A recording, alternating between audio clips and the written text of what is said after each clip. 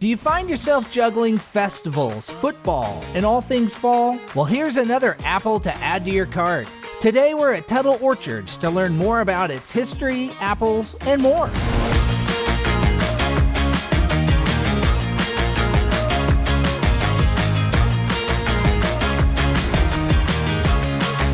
There's a rich history here at Tuttle's. Why don't you kind of tell me about this? When did it start? Yeah, so this orchard has been around since 1928. Actually, this family was farming here before that, but 1928 is the year that my great-grandfather, Roy Tuttle, decided he wanted to plant a whole bunch of apple trees. Right. His neighbors thought, hey, you are crazy, because of course at that time period, everybody around here had like 1 or 2 apple trees in the backyard, so why would you need to plant a whole 10 bunch acres of apples? Where are you gonna do with all these apples? They said to him, what the heck? But he planted all these apples because he just really liked the science of growing apples. He really liked how, figuring out how that worked. He won some awards for growing really good apples. When your great-grandfather first started, there was some sort of courtship via motorcycle story, right? Yeah, so my great-grandfather, Roy Tuttle, the one who was really passionate about growing apples and began this place, he, even before the orchard started, he had fallen in love with this girl in Acton, Indiana named Tilly, who became my great-grandfather, and he would take his motorcycle up to get her every Sunday and bring her side saddle on the motorcycle back to the farm. Side saddle? Yeah, this has been back to the farm, and they eventually, fell in love, and that's how the Tuttle family began. Eventually, he kind of patented his own apple, right? Yeah, so the way apples work is that there's lots of different varieties, and then within each variety there are different strains. So he noticed a wine sap tree that we had here on the property, and that it tended not to crack when they got a lot of rain, and wine-side apples originally used to have a problem with even the apples splitting. Oh, the apples itself. The apple itself would split. If we got a bunch of rain, the apple would split and your crop would be ruined. This kind of wine sap this tree didn't seem to split when all the other ones split.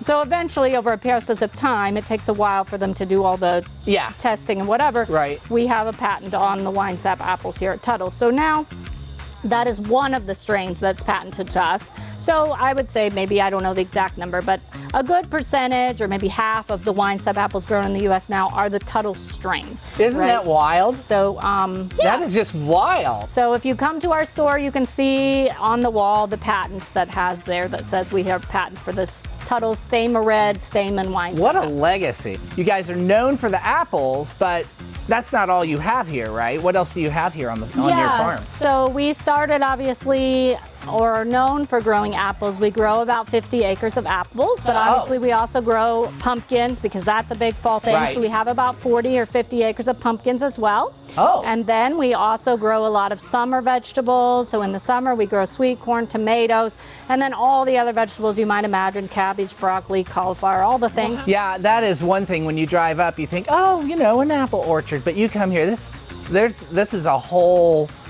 experience here. Across the street, what all kind of activities do you have, especially in the fall? Yeah, so we have added different things over the years. Obviously, we have the apple picking and the pumpkin patch. That's what people think about. And then we have a farmyard area that's kind of newly designed this year.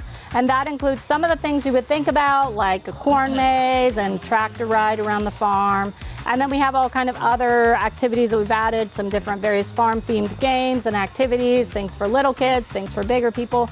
Okay, and then is there anything that you would like people to know about apples that I haven't asked you? I think one interesting tip, people always ask me, like, what should I do with my apples after I bring them home? Like, where do they keep, right? Oh, true. So we always say you want to keep them in the coldest part of your fridge. Apples keep better in the refrigerator. And the other tip is to put some water, either a damp sponge, a damp paper towel, because your refrigerator is a natural dehydrator, and that's what causes the apple to maybe lose some of the crispness. And if you add some water into that crisper drawer, wherever you're keeping it, it will help your apple to keep a lot longer and stay crisp longer. Because the apples will keep well in the fridge, but often they're dehydrated is what's going on. So do you have them like every day? I don't know if I eat one every day, but if I have to so eat an you apple, still have to go that's to the the doctor pick. then. I know. All the things.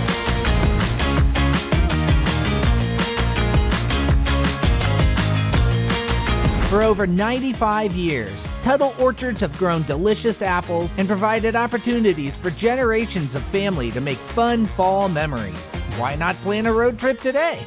I'm Barney Wood. Thanks for watching.